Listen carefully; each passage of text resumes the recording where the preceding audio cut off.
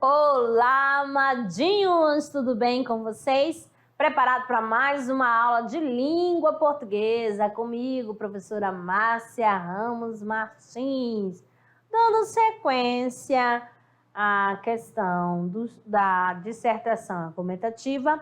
Hoje nós temos a aula 18.1, que é sobre o que, amadinho? Análise de vários textos, né? Dissertativo argumentativo. Ó, tá interessado? Vamos lá, então. Produção de texto, textos dissertativo argumentativo, parte 4. Análise de textos variados, aula 18.1. Então, nós temos aqui, amadinho, vamos lá conhecer a habilidade da aula. Temos aqui o seguinte, ó. Identificar os sentidos produzidos por meio de recursos ortográficos e morfossintáticos, né, de pontuação ou outras notações para a produção textual, para o desenvolvimento da linguagem. É muito importante, amadinho, que você sabe que temos 5 competências, né? Olha só, e a primeira é a questão, será que o aluno sabe ler? Será que ele sabe o português, sabe escrever? Então, aí, ó, fique ligado aqui também, beleza? Isso conta bastante, tá certo? Então, vamos lá. Para o texto atual, nós temos o seguinte. Violência simbólica, a construção da inferioridade. Nós temos aqui, vai aparecer aqui o nome francês, tá bom? Desculpe a minha ignorância da questão do francês aí, mas vamos lá. O conceito de violência simbólica foi criado pelo pensador francês Pierre para descrever o processo pelo qual a classe que domina economicamente impõe a sua cultura aos dominados. Bourdieu, vamos dizer assim, juntamente com o sociólogo Jean-Claude Passeron, parte do princípio de que a cultura ou sistema simbólico é arbitrária, uma vez que não se assenta numa realidade dada como natural. São exemplos: a mulher é mais fraca, do que o homem. Os negros são menos inteligentes do que os brancos. Todos os adolescentes é revoltado. O homossexual é um doente e os pobres são preguiçosos. Vamos ajeitar aqui para eu depois usar a canetinha. O sistema simbólico de uma determinada cultura é uma construção social e sua manutenção é fundamental para a perpetuação de uma determinada sociedade, através da interiorização da cultura dominante pelas pessoas. Ele se traduz na imposição legítima e dissimulada dos valores e símbolos de poder que se tornam naturais, inquestionáveis e mesmo invisíveis no dia a dia. Assim, pode-se definir a violência simbólica como exercício e difusão de uma superioridade fundada em mitos, símbolos, imagem, mídia e construções sociais que discriminam, humilham, excluem. Outra possível definição é de que se trata do estabelecimento de regras, crenças e valores que obrigam o outro a consentir, pela obediência, dominação ou servidão. A escola, como formadora, tem um papel fundamental na desconstrução da violência simbólica e da cultura da inferiorização do gênero, de raça, de classe social e de geração. Belezinha? Você vai encontrar esse artigo científico, essa documentação, está aqui na referência bibliográfica, aqui embaixo, se você tiver interesse, tá bom? Sobre elementos para uma teoria do sistema de ensino e o papel da educação na legitimação da violência simbólica, belezinha? Tá aqui o site também, tá ok? E vamos lá, amadinho, olha só a nossa árvore do conhecimento, né? E aqui, ó, essa árvore aqui, amadinho, olha o que você encontra nessa árvore? Vários materiais didáticos, que esses materiais vocês vão em busca dos recursos. Que recursos são esses? Os recursos para o nosso, vamos usar esses recursos para ampliar o nosso conhecimento, amado. Tá certo? Olha o livro aí, ó, voando, vai te dar asa, tá certo? E começando aqui, amadinho, sobre a questão da dissertação, que já foi falado aqui, a dissertação, ela pode ser expositiva, não é mesmo? E ela também pode ser o quê? Expositiva e argumentativa. Na expositiva, olha só, é aquela em que o autor não apresentará um posicionamento acerca do tema. Irá apenas as informações sobre o determinado tema. Ele só vai expor, né, as informações. Tá certo? Já na dissertação argumentativa, ele vai expor, vai falar sobre o tema e vai defender a ideia, vai dar a sua opinião e vai levantar o que? Questionamentos. Por que a ideia dele tem que ser defendida? Belezinha? Vamos ver aqui, ó. Nós temos assim, na dissertação argumentativa, é aquela que o autor apresentará um posicionamento opinativo, né, acerca da temática levantada. E vai tentar convencer você, leitor, a mudar de ideia. Já na primeira, ele só vai apresentar e você, né, sem aquele convencimento, só vai expor. Beleza? Certo o assunto. Então, o texto dissertativo é aquele em que se apresenta ou se defende uma ideia. Isso quer dizer o quê? Que pode ser um texto de opinião, né? Um texto opinativo. Inteiramente o quê? Em parte. Em que se desenvolve a chamada tese para defender algum posicionamento. Por exemplo, pega um tema, como liberação do quê? Que liberação da maconha é um tema. Aí você vai construir a sua tese, vai selecionar os argumentos e depois você vai dizer por que tem que ser liberado, dando o quê? Uma proposta de intervenção, que é a parte da conclusão. Belezinha? Então, aqui, essa é a estrutura da questão do texto dissertativo. Nós temos o tema, a tese, que aparece lá na introdução, o desenvolvimento são os argumentos, que você pode ter 1 ou 2 ou 3 argumentos, e a conclusão, que é a proposta de intervenção. Tá bom? Ai, professora, está sendo repetitiva? Sim, vamos. Tem que repetir para ficar na mente. Qual é a estrutura do texto dissertativo? Que faz parte, quais são os elementos que fazem parte da estrutura?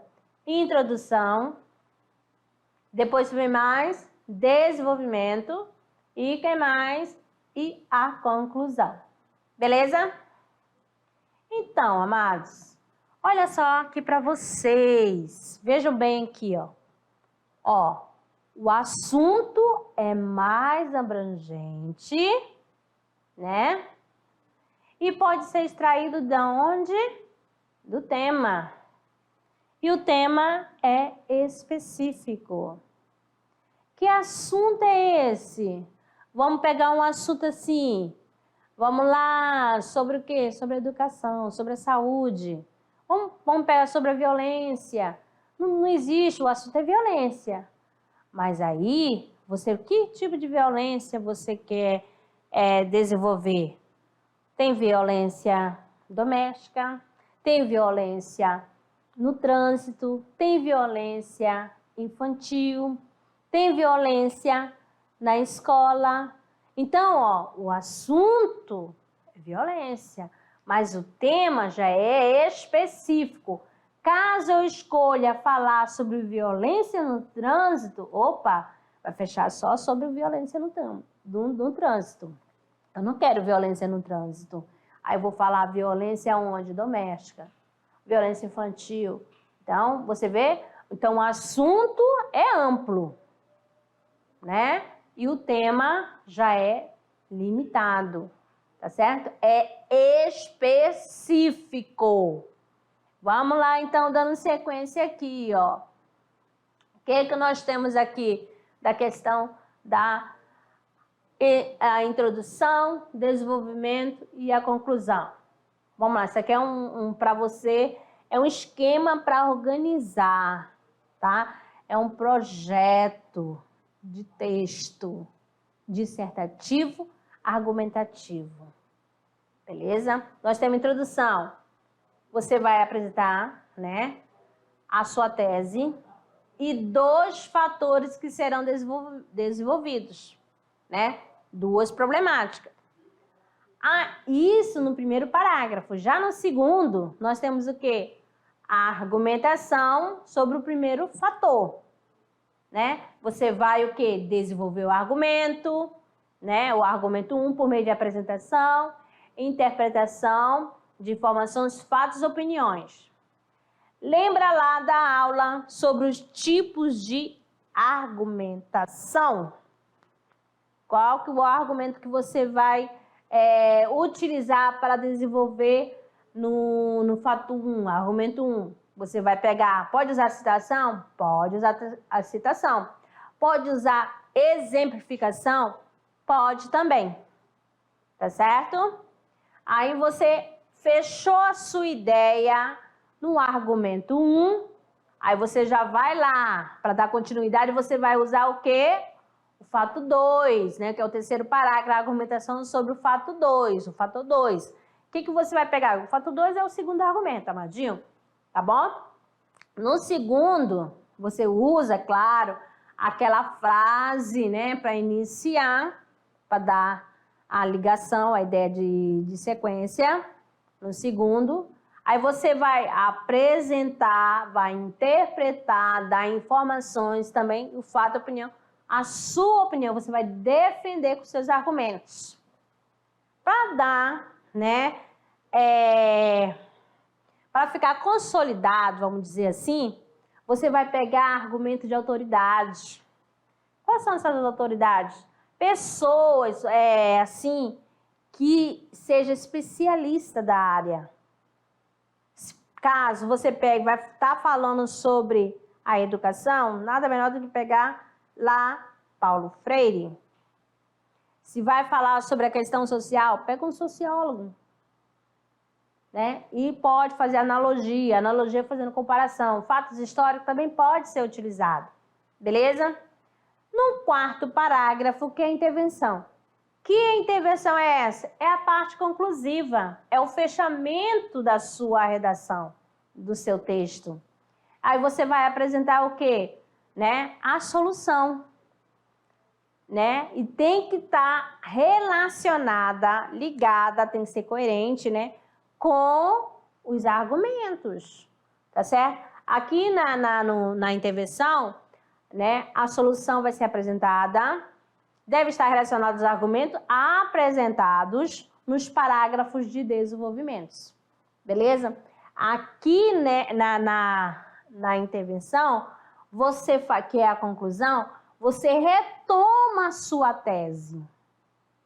Retomar, você vai fazer aquela retomada, parafraseando, usando outras palavras, para não ficar repetindo, mas com o mesmo sentido, com a mesma ideia, tá certo? Vamos lá. Esse primeiro esquema, mais outra aqui para simplificar, que ali está bem detalhado. Aí você vem, estrutura do texto dissertativo. Ai, professora, vamos lá, não pode perder não, Amadinho. Vamos lá. Na introdução, você apresenta 1, 2, 3 teses, beleza? No desenvolvimento, você vai argumentar sobre as 3 teses, beleza? Um parágrafo para cada tese. E conclusão, que é onde você vai fazer a sua proposta de intervenção. Você vai retomar lá a tese e diz quem vai fazer, como vai fazer e para que fazer. Beleza? Ótimo! Vamos lá então, amadinhos. Temos aqui contextualização do tema. É a abertura, né? Analisá-lo, apontar o problema, a problemática, fazer uma conjuntura histórica e preparar o leitor para o seu posicionamento crítico. É o momento que você vai apresentar, né, o seu tópico frasal, a sua tese. Aqui você apresenta a tese, tá? Que foi contextualizado do tema. E a argumentação? Você vai explicar em detalhe o porquê das suas teses e a razão de ter escolhido esta ou aquela solução para a situação problema. A sua meta é fundamentar o pensamento, convencer o leitor daquilo que está sendo exposto e o que você está expondo, beleza? Você vai tentar, o quê? Convencê-lo a mudar de opinião, a mudar de ideia. Você vai defender a sua ideia e vai tentar convencer o outro. Quem é esse outro? O leitor. E a conclusão é onde você vai fazer o fechamento, é o encerramento do texto, em que o autor irá sintetizar sua exposição ao leitor. Presta atenção, não pode, de maneira nenhuma, discrepância, ideias, né, contraditórias. Você falar uma coisa e defender da outra solução, tá certo?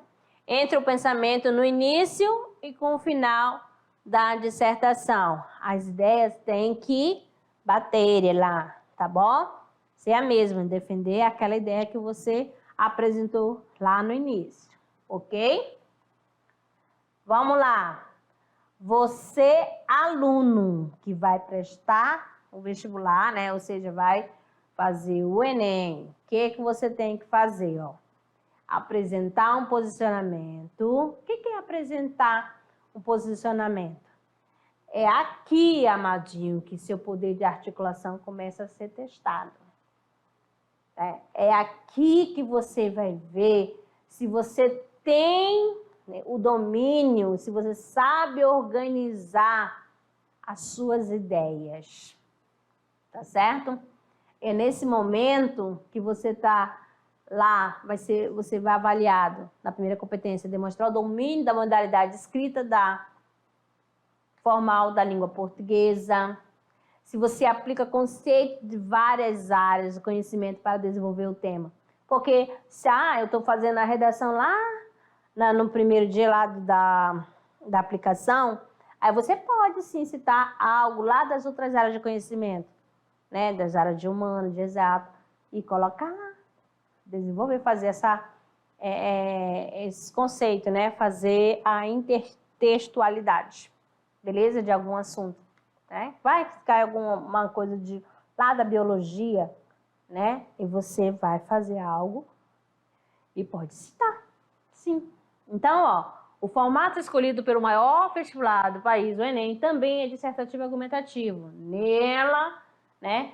Além de provar que domina o modelo, o candidato terá que fazer bonito em 5 competências. Primeira competência, demonstrar domínio da modalidade de escrita formal da língua portuguesa. A segunda competência, aplicar os conceitos de várias áreas do conhecimento para desenvolver o tema.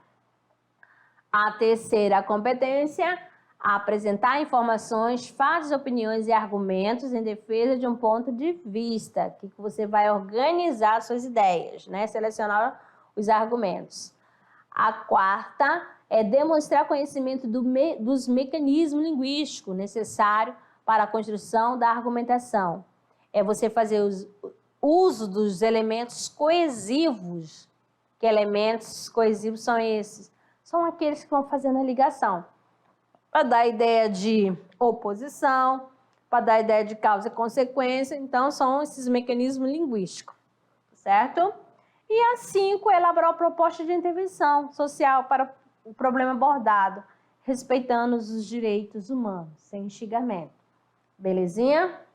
Apresentar a proposta, né? Que propostas são essas? Quem vai fazer, como vai fazer e para quem vai fazer. Tá ok? Vamos lá, então.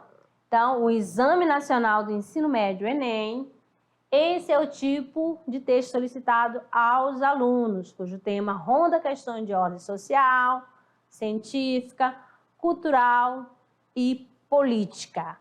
Então, aqui nós temos, né, 8 passos para melhor entender.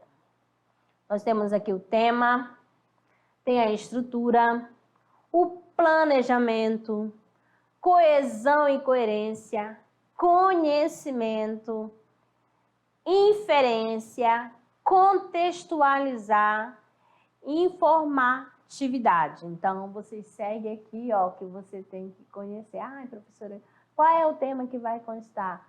Amadinho, vai ter lá um tema e vai ter o texto de apoio. Pronto, aí você vai contextualizar e você vai usar a sua bagagem, seu conhecimento prévio, seu conhecimento de mundo. E o planejamento, você vai selecionar, não, vou falar, escolhe 2 argumentos e pronto, e vai fazendo. Beleza? Então, vamos aqui, dando sequência aqui, ó, os textos variados para análise. Aqui nós temos uma redação de 2016, Caminhos para combater a intolerância religiosa no Brasil. Vamos lá, então. A intolerância no Brasil. Tolerância na prática. A Constituição Federal de 1988, norma de maior hierarquia no sistema jurídico brasileiro, assegura a todos a liberdade de crença. Entretanto, os frequentes casos de intolerância religiosa mostram que os indivíduos ainda não experimentam esse direito na prática. Com efeito, um diálogo entre a sociedade e Estado sobre os caminhos para combater a intolerância é medida que se impõe. Então, amadinhos, nós temos aqui 2 argumentos. Ele já começa citando só a questão, ó, da Constituição Federal de 1988. Tá certo? E a segunda parte é quando ele fala sobre os frequentes casos de intolerância religiosa que mostram os indivíduos ainda não experientes. Então, ele apresenta aqui o que ele vai falar, que é a tese, tá certo? Então, essa parte aqui é a introdução, onde faz a apresentação da tese. Aqui estão as 2, tá? Então, aqui a primeira, né, a questão da tolerância na prática. Nós temos o argumento 1.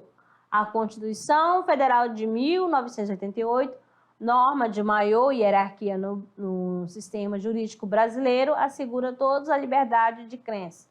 Depois ele vai desenvolver sobre isso, como que ele vai falar, né? Como que ela assegura. Entretanto, argumento 2, né? Os frequentes casos de intolerância religiosa mostram que os indivíduos ainda não experimentam esse direito na prática. Então, aqui você vai ver, com efeito, um diálogo entre a sociedade e o Estado sobre os caminhos para combater a intolerância religiosa e medida que se impõe. Pronto. Vamos ver como que ele fez a questão, defendeu o seu ponto de vista, a sua ideia, qual foi a defesa. Vamos ver no argumento 1. Percebe aqui que ele faz, né, usa o argumento de autoridade, pessoa especialista do caso, tá? E ainda faz também, né, o conhecimento de outras áreas, tá bom? Ele dá exemplificação também. Então, nós temos aqui. Em primeiro plano, é necessário que a sociedade não seja uma reprodução da casa colonial, como disserta Gilberto Freire em Casa Grande Senzala. O autor ensina que a realidade do Brasil até o século XIX estava compactada no interior da Casa Grande, cuja religião era católica e as demais crenças, sobretudo africanas, eram marginalizadas e se mantiveram vivas porque os negros lhe deram aparência cristã, conhecida hoje por sincretismo religioso. No entanto, não é razoável que ainda haja uma religião que subjugue as outras, o que deve, pois, ser repudiado em um Estado laico, a fim de que se combata a intolerância de crença. Então, tem aqui, né, um argumento de autoridade e exemplificação também. Beleza? O argumento 2. De outra parte, o sociólogo, né, ele já faz uma citação, né? O sociólogo Zygmunt Bauman defende na obra Modernidade Líquida, né, exemplo, que o indivíduo é uma das principais características e o maior conflito das pós-modernidade e, consequentemente, parcela da população tende a ser incapaz de tolerar diferenças.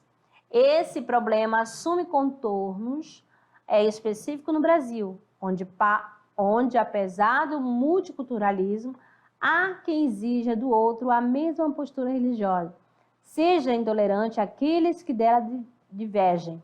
Nesse sentido, a diversidade de crença é desconstruir o principal problema da pós-modernidade, segundo Zygmunt Bauman, o individualismo. Então, ele já aqui, ó, já está dando o quê? Poxa, essa pessoa lê. Entendeu? E já faz aquela questão para fortalecer o seu argumento, né? Ele cita aí, é especialista da área, tá? Outra aqui, mostrando aqui para vocês, ó, a finalização, ó. Urge, portanto, em que indivíduo e instituições públicas opere para mitigar a intolerância religiosa.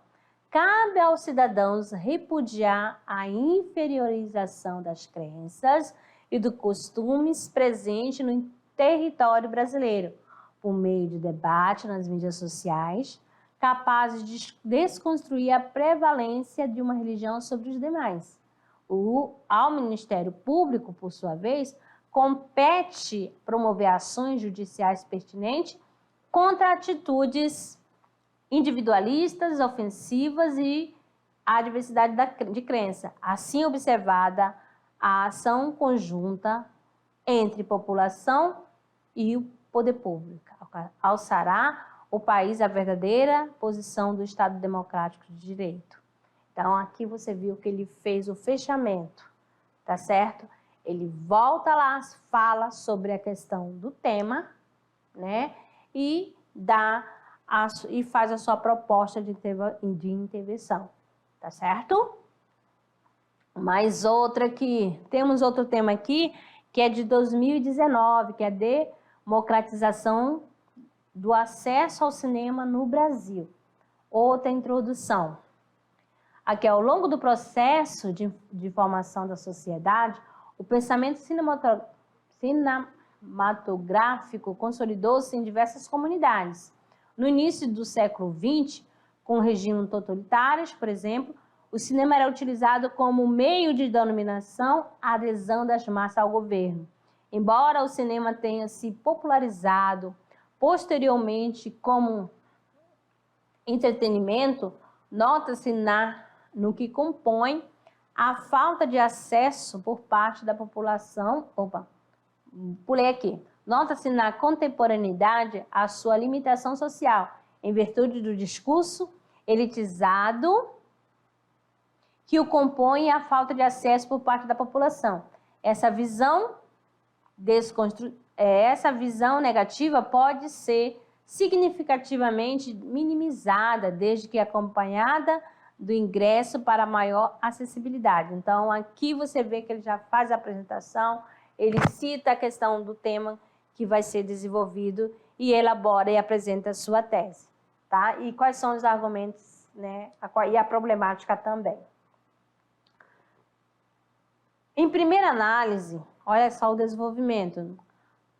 É evidente que a herança ideológica da produção cinematográfica, com um recurso destinado às elites, conservou-se na coletividade e perpetuou a exclusão de classes inferiores. Nessa perspectiva, segundo Michel Foucault, filósofo francês, o poder articula-se em uma linguagem que cria mecanismos de controle e coerção, os quais aumentam a subordinação. Sob essa ótica, ele vai fazer a comparação, né, com Foucault, sob essa ótica constata-se que o discurso cidadão a acreditar que o cinema deve se restringir a determinada parcela da sociedade, o que enfraquece o princípio de que todos os indivíduos têm o direito ao lazer e ao entretenimento. Desse modo, com a concepção instituída da produção cinematográfica como diversão das camadas altas, o cinema adquire o caráter elitista, o qual contribui com a exclusão do restante da população. Dando sequência também ao argumento, né? Além disso, ainda faz a ligação, olha só o conectivo. Uma comunidade que restringe o acesso ao cinema por meio de custo de ingresso representa um retrocesso para a coletividade que preza por igualdade. Nesse sentido, na teoria da percepção do Estado, da sociedade de Émile Durkheim, sociólogo francês, abrange duas divisões, normal e patológico. Seguindo essa linha de pensamento, observa-se que o ambiente patológico em crise rompe com seu desenvolvimento, visto que o sistema desigual não favorece o progresso coletivo. Dessa forma, com que não leva em consideração a renda regional. A democratização torna-se inviável. Ele fechou o argumento, então ele usou, né, especialista da área, fazendo relação ao tema. E concluindo, né, depreende-se, portanto, a relevância da igualdade do acesso ao cinema no Brasil. Para que isso ocorra, é necessário, olha só, já vai dizendo que o Estado proporcione a redução coerente do custo de ingresso por região, junto à difusão da importância da produção cinematográfica no cotidiano nos meios de comunicação, por meio de anúncio, a fim de colaborar com acesso igualitário. Ademais, outro conectivo, a instituição educacional deve proporcionar aos indivíduos uma educação voltada à democratização coletiva de cinema, como entretenimento destinado às elites, por intermédio de debates, palestras nas áreas da ciência humana, como forma de esclarecimento populacional. Assim, haverá um ambiente estável que colabore com a acessibilidade geral ao cinema no país. Então, amadinho, sempre ligado um ao outro. Aqui concluiu, né, com excelência esta redação. Tem aqui também mais uma, essa daqui, é de quem, amadinho? É da Alana Miranda, de 22 anos, de Uberlândia, né? Qual a dica? Ela fala assim: buscar auxílio na sociologia e na filosofia para ter um bom repertório, além de próprio corretor do seu texto para reconhecer os erros e mudá-los. A dica da Amanda, né? Ela fala o seguinte: escrever pelo menos uma redação por semana, estudar recurso argumentativo para que o candidato possa usá-lo em temas diversos. A Ana Clara já diz o seguinte: estudar a estrutura da dissertação e praticar regularmente sempre e voltar aos erros das redações anteriores, antes de fazer uma nova. Então aqui, amadinho, fique ligado nessas dicas, que são muito importantes, tá bom? Aqui, para a construção de um bom texto argumentativo, faz-se necessário conhecimento sobre a questão proposta, a fundamentação para que seja realizada com sucesso. E outra dica, temos aqui o seguinte, leia mais e seja mais. Por isso a importância da leitura, né? A leitura frequente e diversificada colabora com a escrita em vários aspectos. Amplia o vocabulário, diversifica o nosso repertório sociocultural, permite-nos enxergar outras possibilidades de construção da argumentação, expande nossa visão de mundo. Então, Preste atenção aqui nessa dica aqui, ó.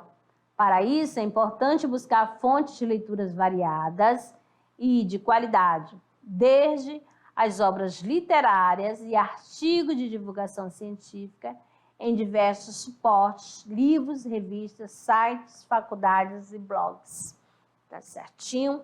Deixa eu tomar uma água aqui rapidamente.